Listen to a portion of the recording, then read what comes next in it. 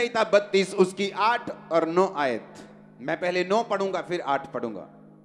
तुम घोड़े और खच्चर के समान ना बनो जो समझ नहीं रखते, उनकी उमंग लगाम और रास से रोकनी पड़ती है, नहीं तो वो तेरे वश में नहीं आने के। अपने पड़ोसी को बोलो, घोड़े और खच्चर के समान तुम मत बनो जो समझ नहीं रखते। परमेश्वर कहता उनकी जो उमंग है वो लगाम के साथ क्या करनी पड़ती है? रोकनी पड़ती है।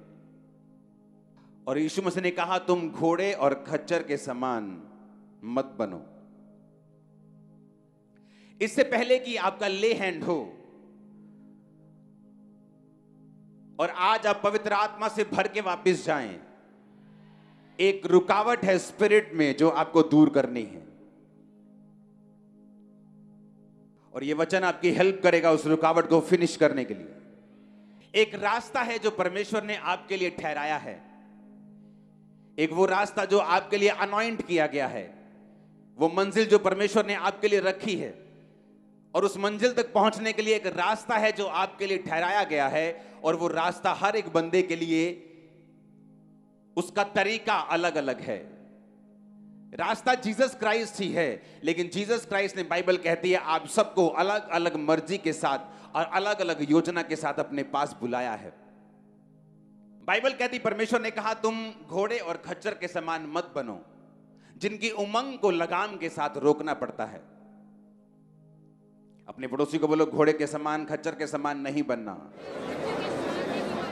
आमीन। यहोवा परमेश्वर ने कहा, योना नबी उठ और जाके नीनवे को जा और वहां पर जाकर लोगों को प्रीच कर और बता, और मेरा रास्ता, मेरे वचन उन्हें बता दो कि मैं उनको नाश करने वाला हूं। बाइबल कहती है योना नबी, उसकी पहली बाप को, उसकी पहली आयत को पढ़ेंगे। उसने कहा जाकर नीनवे को जा और उसके विरुद्ध प्रचार कर, क्योंकि उसकी बुराई मेरी दृष्टि में बढ़ गई है। परंतु योना यहोवा के सम्मुख से तरशीश को भाग जाने के लिए उठा और यापो नगर को जाकर तरशीश जाने वाला एक जहाज पाया और भाड़ा देकर उस पर चढ़ गया और उसके साथ होकर यहोवा के सम्मुख से, ताकि वो तरशीश को चला जाए। अगर परमेश्वर ने उसे गुजरात जाने के लिए बोला तो वो मेघालय जाने की तैयारी कर रहा था। अगर कश्मीर जाने के लिए परमेश्वर ने बोला तो वो कन्याकुमारी जाने की तैयारी कर रहा था। और वो परमेश्वर से भागा, और जिस समुद्र में वो सफर कर रहा था, उस नाव को, उस समुद्री जहाज को परमेश्वर ने एक लहरों में फंसा के एक तूफान में फंसाया। और जब सब मरने लगे तो सबने चिट्ठी डाली कि ये मुसीबत किस वजह से हम पे आई है, और चिट्ठी योना के नाम की निकली। योना को उठाया गया, वो सो रहा था, कि तेरे नाम पे चिट्ठी निकली है, क्या बात है? उसने बताया कि मैं यहोवा के सम्मुख से भाग आया हूं। परमेश्वर ने तो मुझे कहीं और जाने के लिए बोला था, लेकिन मैंने परमेश्वर की आवाज को नहीं सुना और मैं प्रभु के सामने से भाग आया हूं। परमेश्वर ने मुझे नीनवे जाकर लोगों को बचाने के लिए बोला था, लेकिन मैं वहां जाना नहीं चाहता था, इसलिए मैं भाग आया हूं। उन्होंने कहा तेरे कारण ये विपत्ति पड़ी। योना ने कहा हाँ, मेरे कारण पड़ी है, और अगर तुम मुझे उठाकर समुद्र में फेंक दोगे तो अभी समुद्र की लहरें जो हैं होगी वो शांत हो जाएंगी। और जब उन्होंने योना को फेंका, लहरें शांत हुई। बाइबल कहती जब योना डीप समुद्र के अंदर चला गया, जब अंदर भी समुद्र के पहाड़ होते हैं, अंदर भी, अगर आपको मालूम हो तो माउंट एवरेस्ट से भी ऊंचा पहाड़ समुद्र के नीचे। तो बाइबल कहती है वो समुद्र के नीचे जब वो मूर्छा खाने लगा, जब वो मरने लगा, तो परमेश्वर ने एक मछली को ठहराया, एक व्हेल ने उसे निगला। और बाइबल कहती है वो मछली के पेट में 3 दिन और 3 रात रहा और अंदर से परमेश्वर के पास प्रार्थना करता रहा, क्योंकि उसे मालूम था कि परमेश्वर ने उसे एक और मौका दिया है। और बाइबल कहती परमेश्वर ने फिर मछ को, उस व्हेल को आज्ञा दी, उसने जाकर उसे किनारे पर उगल दिया। वहां से वो 3 दिन के मार्ग पर उसी नीनवे को गया और उन लोगों को बचाया, प्रीच किया, उन्होंने मन फिराया और सारे के सारे लाखों लोग बचाए गए। जो काम परमेश्वर ने करना था वो हुआ। अब बाइबल कहती जब प्रभु यीशु मसीह ने योना के बारे में बोला तो परमेश्वर ने कहा जैसे योना 3 दिन रात जल जंतु के पेट में रहा, उसी तरह मैं भी हूं। परमेश्वर ने योना नबी के साथ अपनी तुलना किस लिए की? आज कौन सा दिन है जब जीसस क्राइस्ट स्वर्ग पे गए? हाँ, क्या बोल के गए थे आपको?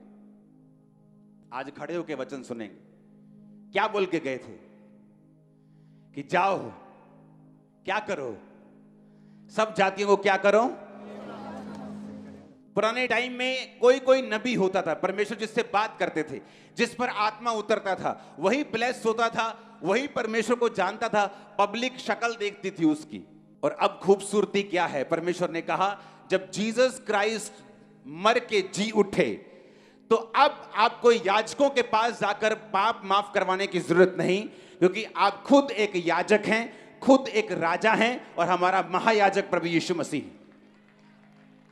इस बात को समझे कि नहीं?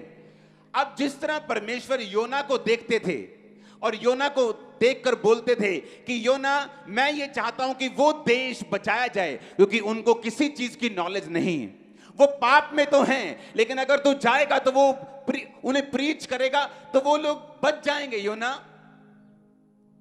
और योना थोड़ा ड्रामा करके गया, लेकिन गया जरूर। मैं आपको इसलिए ये बात बता रहा हूं क्योंकि जब परमेश्वर भविष्यद्वक्ताओं को कोई बात बोलता था तो परमेश्वर जब वो बात को नहीं सुनते थे तो लगाम के साथ, जब घोड़ा मुड़ता नहीं इशारे में तो क्या करनी लगाम खींचनी पड़ती उसकी। और लगाम कहां होती उसकी? नाक के अंदर। जब लगाम खींचते हैं तो नाक में चोट लगती है, उसको दर्द होता है नाक के अंदर। उस दर्द से बचने के लिए फिर वो लगाम की बात को सुनता है और जहां लगाम बोलती है फिर वो वहां जाता है। परमेश्वर ने कहा तुम घोड़े मत बनो, कि जब मैं तुमको बोल रहा हूं, क्योंकि अब योना का टाइम चला गया, अब तुम सब योना नबी हो, तुम सब पतरस हो, तुम सब पौलुस हो, तुम सब प्रेरित हो, तुम सब चेले हो, तुम सब विश्वासी हो। आमीन ऊंचे वाला चाहिए चर्च। अब ध्यान से समझना है, क्यों तुम मुश्किल में हो, क्यों तुम ट्रबल में हो, क्यों लोग श्राप के नीचे हैं, क्यों उनकी लाइफ में वो नहीं है जो होना चाहिए। क्यों? क्योंकि परमेश्वर की बात को तुम समझे नहीं। उसने कहा योना जा और लोगों को बचा। मैं ये बात पूछना चाहता हूं, जब यीशु मसीह आज के दिन स्वर्ग पे गए थे तो आपको कौन सी बात बोलकर गए थे? कौन सी बात बोल के गए थे? क्या बोल के गए थे? बोलो ऊंची आवाज में। ऊंची नहीं आई आवाज, बोलो क्या बोल के गए थे? बोलो जाओ। क्या बोल के गए थे? अब पूछो अपने पड़ोसी को, तुम जाते हो कि नहीं? तुम जाते हो लेकिन अपना राज्य स्थापित करने के लिए, कुछ अपना फायदा ढूंढने के लिए। तुम जाते हो लेकिन सिर्फ फॉरेन वाले लोगों के पास ताकि तुम्हें वीजा मिल जाए। तुम जाते हो सिर्फ अमीरों के पास, तुम जाते हो सिर्फ अपने स्वार्थ के लिए। उसने कहा जाओ और सुसमाचार सुनाओ। आज कलीसिया बीमारियों में और श्रापों में नहीं होती अगर उसने परमेश्वर की इस आज्ञा को पूरा कर दिया होता तो। जब योना ने परमेश्वर की आज्ञा पूरी नहीं की तो परमेश्वर ने क्या किया? लगाम खींची के नहीं? वो मौत के मुंह में गया, पूरी ड्रामेबाजी वहां पे चली। उसी तरह से बाइबल कहती है जब आप लोग परमेश्वर की आज्ञाओं को नहीं सुनते और जो सीधा रास्ता परमेश्वर ने आपके लिए ठहराया है आप उस पर नहीं चलते, फिर वो लगाम को खींचता है। हम इमोशनल ट्रबल में चले जाते हैं, हस्बैंड में प्रॉब्लम शुरू हो जाती, वाइफ में प्रॉब्लम शुरू हो जाती, बच्चों में प्रॉब्लम शुरू हो जाती, फाइनेंस बिगड़ना शुरू हो जाता है, सेहत खराब होनी शुरू हो जाती। हम सोचते हैं हमने क्या नहीं किया, क्या गलती हो गई हमसे, क्योंकि बाइबल कहती है आप लोग सुसमाचार सुनाने के लिए चुने गए हो। परमेश्वर की रूहों को बचाने की इच्छा आज भी वैसी है, बल्कि और बढ़ चुकी है। उसने योना को कहा जा और लोगों को बचा, और अब यीशु मसीह आपको कुछ बोल के गए हैं जो आप भूल गए हो। हमें लगता है मुझे बेबी चाहिए, मुझे चर्च जाना है, मुझे बरकत चाहिए, मुझे चर्च जाना है। ये तो बहाना है चर्च आने का। उसका असली मकसद है आप लोग रूहों को बचाओ, क्योंकि उसने कहा जाओ और सुसमाचार सुनाओ, सब जातियों के लोगों को चेला बनाओ, सब बातें उन्हें मानना सिखाओ, और देखो जगत के अंत तक मैं तुम्हारे साथ हूं। लेकिन मैं वही पूछ रहा हूं, जब योना नहीं गया तो परमेश्वर को लगाम लगानी पड़ी। जब आप नहीं जाएंगे तो फिर वो क्या करेगा? लगाम लगाएगा। ये लगाम मेरी लाइफ में लगी रही। मसीह के शुरुआती दिनों में मेरा मकसद सिर्फ चंगियाई पाना था। ये कहीं ना कहीं से रोजे रख के, प्रेयर करवा के, क्रूसेड करवा के मैं हील हो जाऊं, लेकिन मेरा मकसद वो नहीं था जो परमेश्वर ने जिसके लिए मुझे बुलाया था, रूहों को बचाना। जब मेरा मकसद सेट हो गया, मुझे मालूम हो गया कि मैं असल मेरा काम रूहों को बचाना है, मेरी प्रॉब्लम्स जा चुकी थी, फिनिश हो चुकी थी। आज वो दिन है जब प्रभु यीशु मसीह ने आपको बोला था कि जाओ, योना की तरह बोला था जाओ। जीसस ने बोला तो कहीं और है, लेकिन आप कहीं और गए। तो यीशु मसीह ने हर एक के लिए मगरमच्छ या मछली नहीं ठहराई, वो लगाम खींचता है आप सबकी अलग अलग तरीकों के साथ। और जो आत्मिक जन होता है वो उस लगाम को समझता है कि क्यों मेरी लाइफ में ये प्रॉब्लम है। उसने अब्राहम की ओर देखा, और अब्राहम की ओर देखकर उसने क्या देखा कि अब्राहम एक समय था जब मुझसे प्यार करता था सबसे अधिक, लेकिन एक समय आ चुका है जब अब्राहम अपने बेटे से मुझसे भी ज्यादा प्यार करने लगा है। और परमेश्वर ने उसकी लगाम खींची और कहा, अब्राहम, अब्राहम, अपने बेटे को जिससे तू प्यार करता है मेरे लिए बलि कर दे। अब परमेश्वर इंसानों की बलि नहीं लेता था, लेकिन अब्राहम फिर भी उसको बिठाकर बलि करने के लिए चला। और जब वो चलता जा रहा था एक एक कदम, उसका प्यार उसके लिए खत्म होता जा रहा था और परमेश्वर का प्यार वापिस आता जा रहा था।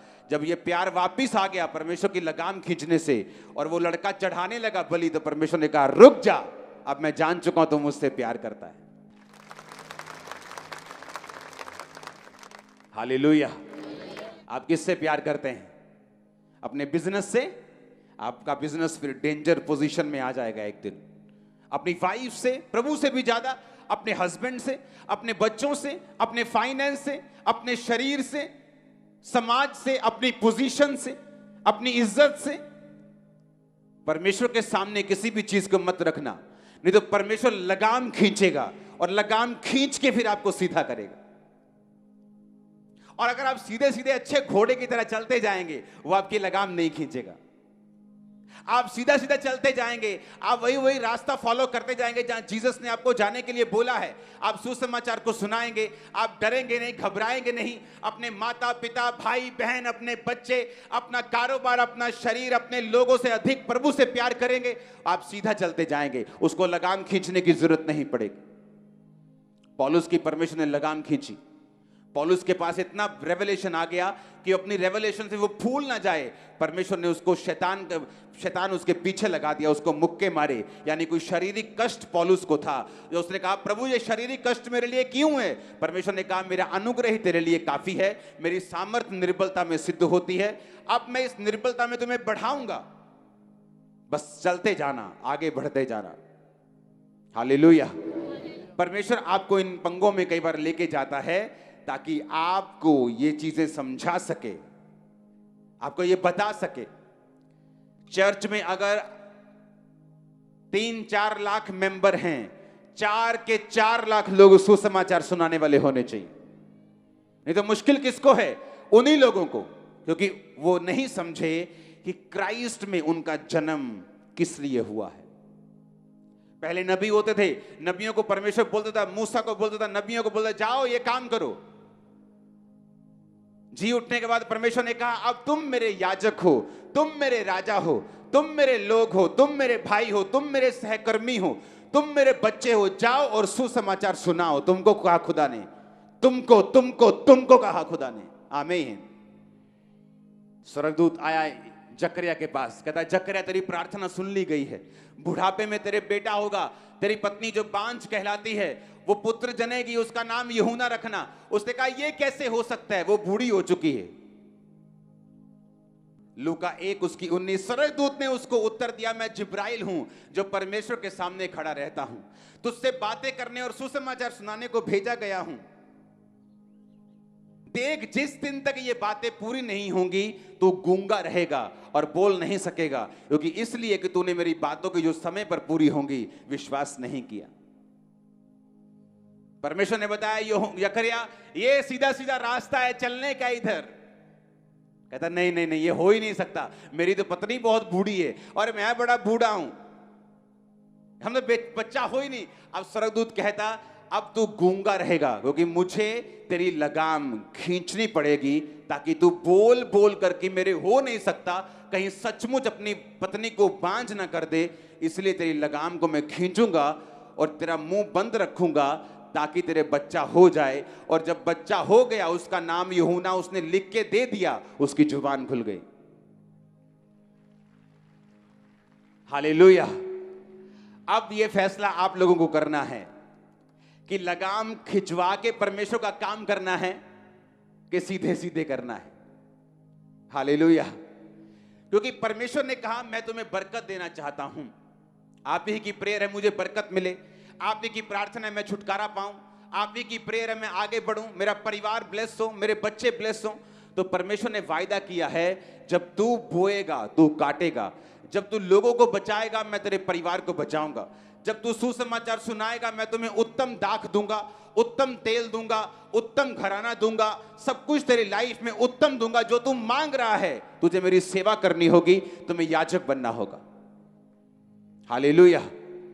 जब एक व्यक्ति कहीं दूर जाने को होता है, फ्लाइट पकड़नी है, ट्रेन पकड़नी है, और उसका बड़ा करीबी उसके पास आया और ट्रेन चल पड़ी, तो उसको मालूम है कि अब ज्यादा बातें करने का टाइम नहीं, वो बड़ी इंपॉर्टेंट बातें उसको याद करवाते हैं कि ये काम कर लेना, ये काम जरूर करना, ये काम बहुत जरूरी है। जब जीसस क्राइस्ट स्वर्ग पे चढ़ रहे थे तो वो लाखों बातें बता सकते थे, लेकिन उन्होंने मोस्ट इंपॉर्टेंट बात आपको बोली, जाओ और सुसमाचार सुनाओ, सब जातियों के लोगों को चेला बनाओ, किसी का मुंह देखकर मत डरो, उन्हें बताओ जीसस क्राइस्ट धर्म और जात को बदलने नहीं आए, जीवन बदलने के लिए आए। लोग बदलेंगे, तुम ब्लेस हो गए यीशु के नाम में। Hallelujah, hallelujah. अपने पड़ोसी को बोलो तुम घोड़े और खच्चर के समान मत बनो। आमीन। अब आप इस बात को समझेंगे कि परमेश्वर ने योना को छोड़ा नहीं और लगाम के साथ उसको खींच के लेके आए। आप भूल जाओ आप लाखों खड़े हो, आप सोचो खुदा आपसे बात कर रहा है सिर्फ, और ये सोचो कि आपको परमेश्वर ने एक मकसद दिया है, अपने पास बुलाने का एक कारण है। वो कारण है लोगों को बचाना, रूहों को बचाना, मरे मरते हुए नशे वाले लोगों को बचाना, उनको यीशु मसीह के बारे में बताना, स्वर्ग राज्य का वारिस बनाना। ये आपका मकसद है। आज के आप नबी हैं, आप आज के याजक हैं, आज के आप विश्वासी हैं, आज के पास्टर हैं, आज के प्रेरित हैं। आमीन। अब ये सोच लो कि आपको लगाम के साथ चलना है कि आपको सीधा चलना है। तीन तरह की सिचुएशन होती। कई लोग होते हैं वो लगाम के साथ नहीं चलना चाहते, उनको मालूम है कि मैं जो खुदा की बात से इधर उधर होऊंगा तो वो फिर से मुझे खींच के लेके आएगा, मुझे दुख होगा, दर्द होगा, घूम फिर के फिर वही बोर्ड के नीचे मैं आऊंगा, वही ऊंट पहाड़ के नीचे आएगा। तो इससे अच्छा ये है मैं अच्छी तरह से चलूं। एक वो लोग होते हैं, एक वो लोग होते हैं जो अच्छी तरह से नहीं चलते और परमेश्वर लगाम खींच के, वो आपकी नब्ज को जानता है, उसे मालूम है आप अपने इकलौते बेटे से बहुत प्यार करते हो, वो जानता है कि आप अपने हस्बैंड से, अपने बिजनेस से बड़ा प्यार करते हो, फिर वो उन चीजों को खींचने की कोशिश करता है। वो खींचता है आपको ताकि आप लोग समझें कि मुझे पहला स्थान जो है वो परमेश्वर को ही देना है। कितने मेरी बात समझ रहे हैं?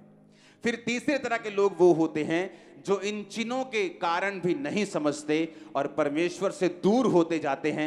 इन चिन्हों के द्वारा भी वो नहीं समझते कि परमेश्वर हमारी लाइफ से क्या चाहता है, और फिर वो हेल के लिए, वो नरक के लिए तैयार होते हैं, जो उनके लिए और शैतान के दूतों के लिए तैयार किया गया है।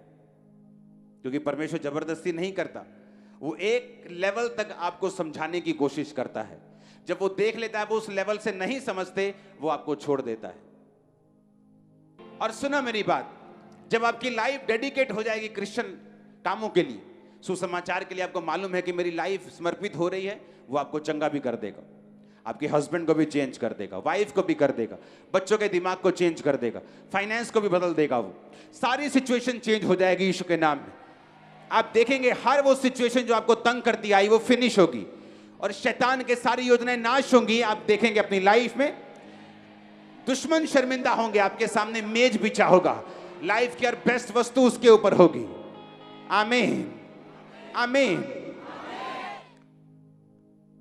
अब डिसीजन आपके हाथ में है, आपको लगाम के साथ चलना है, हर टाइम की वो आपकी लगाम खींचे, आपको निराश करे और फिर आप सीधे रास्ते पे चलें, कि आपको सीधा ही सीधा सीधा चलना है, ये आपने फैसला करना है।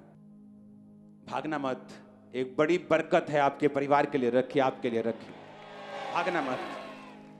जब फौजी जाता है ना, सामने दुश्मन होता है, उसे मालूम हो ये बड़ा है कि छोटा है, वो भागता नहीं। उसे मालूम है पीछे मुड़ूंगा तो मौत भी है और बेइज्जती भी। अब आगे बढ़ना है, दैट्स इट।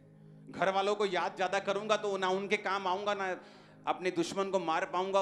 एक ही जगह कंसंट्रेशन के साथ वो करता है, जीतता है और वापिस आता है। घर पे स्वागत भी होता है, सरकार भी स्वागत करती, देश भी स्वागत करता है। आमीन। जो आत्मिक सेंसिटिव लोग हैं, जो समझदार लोग हैं, वो समझ जाते हैं कि मेरी लाइफ में यहां पर परमेश्वर ने लगाम खींची है, मेरी लाइफ में यहां पर परमेश्वर ने मुझे मुक्का मारा है, मेरी लाइफ में यहां पर परमेश्वर ने ये काम किया है, तो मुझे क्या करना है। आमीन। आपको सीधे होके चलना है। उसने आपको खास मकसद के लिए बुलाया है।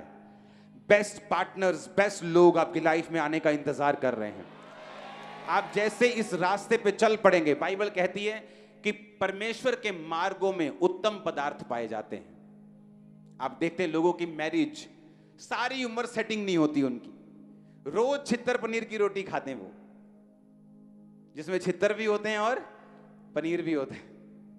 दोनों तरह की रोटी होती, छित्तर भी होते हैं साथ साथ पनीर भी होता है, क्योंकि वो जो मैरिज पार्टनर है उन्होंने परमेश्वर के रास्तों पर चलकर नहीं पाया है। और परमेश्वर ने कहा मेरे मार्गों में उत्तम पदार्थ पाए जाते हैं। जब तुम मेरे मार्ग पे चलेगा तो उत्तम पदार्थ तुम्हें मिलेंगे। तुम्हें पार्टनर उत्तम मिलेगा, बिजनेस उत्तम, देश उत्तम, फाइनेंस उत्तम, चर्च उत्तम, बच्चे, हस्बैंड, वाइफ, सब कुछ उत्तम। लेकिन उसने एक और कंडीशन रखी है, कहता मेरा रास्ता कैसा है, तंग है, संकरा है, तंग है, मुश्किल से तुम्हें जाना पड़ेगा और थोड़े हैं जो इसे पाते हैं। लेकिन दूसरा रास्ता खुला है, व्यभिचार का रास्ता ओपन है, और बहुत होंगे जो उस रास्ते पे चलेंगे। लेकिन तंग रास्ते पे उसने कहा बहुत थोड़े हैं जो इस रास्ते पे चलेंगे। और उत्तम पदार्थ अगर किसी ने पाए हैं तो तंग रास्तों में पाए हैं। हालेलुया। जस्ट आपको परमेश्वर को बोलना है, परमेश्वर मैं तेरे काम करने के लिए तैयार हूं। मैं वो बंदी नहीं होऊंगा जिसकी लगाम खींचनी पड़े। मैं सीधा सीधा तेरे रास्तों पे चलूंगा, सीधा सीधा तेरे रास्तों पे चलूंगी। आमीन, आमीन। आप डॉक्टर हैं, डॉक्टर बनना चाहते हैं, आप भी ये प्रार्थना कर सकते हैं। आप इंजीनियर हैं या बनना चाहते हैं, आप भी ये प्रेयर कर सकते हैं। आप पॉलिटिशियन हैं या बनना चाहते हैं, आप भी ये प्रेयर कर सकते हैं। आप पास्टर हैं, आप कोई भी हैं, परमेश्वर की सेवा सबके लिए है। मैं सारा दिन डॉक्टर से बात नहीं करता हूं, मैं डॉक्टर नहीं हूं, मैं हॉस्पिटल में नहीं रहता हूं। तो डॉक्टर डॉक्टर को बचाएगा, नर्स नर्स को बचाएगी, लेबर लेबर को बचाएगी, बिजनेसमैन बिजनेसमैन को बचाएगा। कितने मेरी बात को समझ रहे हैं? तो हर एक बंदा ये बोले, खुदावंद मैं तेरे नाम की गवाही दूंगा, मैं तेरे नाम का प्रचार करूंगा। जो आज के दिन तूने 2000 साल पहले कहा था कि जाओ और सुसमाचार सुनाओ, सब जातियों के लोगों को चेला बनाओ, मैं इस वचन को पूरा करूंगा।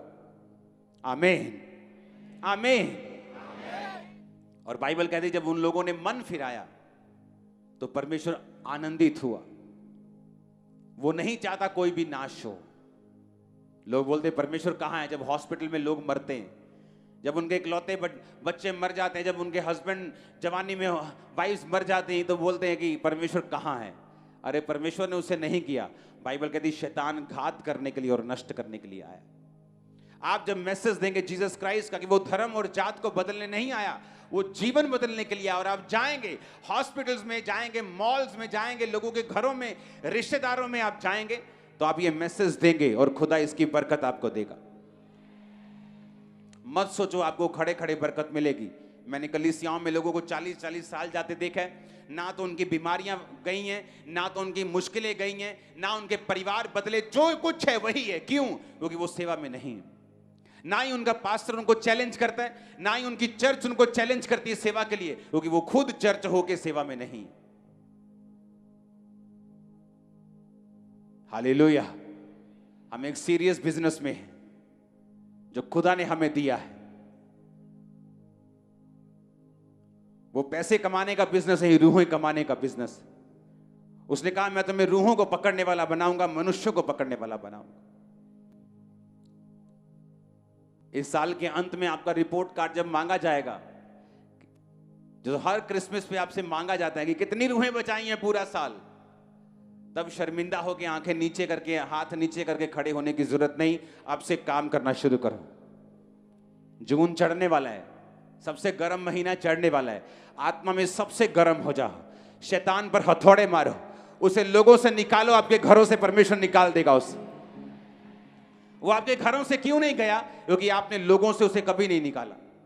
आपने चैलेंज कभी लिया ही नहीं, आपने कभी चुनौती ली नहीं, आपने कभी परमेश्वर के वचन को सीरियसली लिया ही नहीं।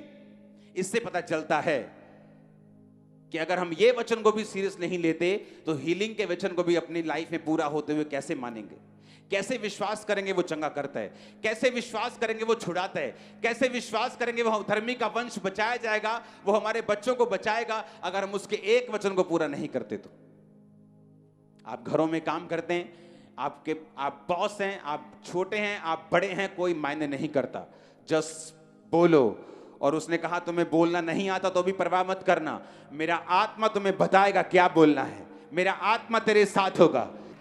मैं आपको एक ऐसा रास्ता बता रहा हूं जो आपको जल्दी आशीष की ओर ले जाएगा, जल्दी आपको बरकत दे देगा। आमीन, आमीन। क्योंकि लोग इसे सीरियसली नहीं लेते। आप मोस्टली जाके लोगों की लाइफ देखो जो बहुत पुराने टाइम से परमेश्वर को मानते हैं, कोई फर्क नहीं उनमें और अविश्वासियों में। उनके घरों में भी वही चिक चिक मिच मिच चल रही जो उनके घरों में चल रही। क्यों? वचन को सीरियसली लिया नहीं। उन्हें लगता है कि यीशु मसीह तो हमारा ही है, हम तो पुराने ईसाई हैं, हम तो 20 साल से प्रभु में हैं। लेकिन क्या करेगा 20 साल से प्रभु में रहना अगर आपने एक भी रूह को बचाया नहीं? आप एक साल में 10 रूहों को भी बचा नहीं पाते तो क्या फायदा उस क्रिश्चियन होने का? जीसस ने कहा जाओ और सुसमाचार सुनाओ, सब जातियों के लोगों को चेला बनाओ, सब बातें मानना सिखाओ, और देखो जगत के अंत तक मैं तुम्हारे साथ हूं। आप पूरा करेंगे इस वचन को? आप भूल जाओ आप लाखों की तादाद में हो। आप सोचो कि यहोवा परमेश्वर योना से बात कर रहा है दोबारा। आप ये सोच लो। आप भूल जाओ मैं आप सबसे बात कर रहा हूं। आप अपने आप को सोचो कि परमेश्वर आपको कह रहा है जा और स्टार्ट कर मेरा काम। बहुत लोगों को लगता है कि काम स्टार्ट करने के लिए मुझे चर्च खोलनी पड़ेगी। अरे चर्च में कहां रूहें बचती लोगों के पास? चर्च तो उनके बेचारे लोग नहीं आते उनके पास।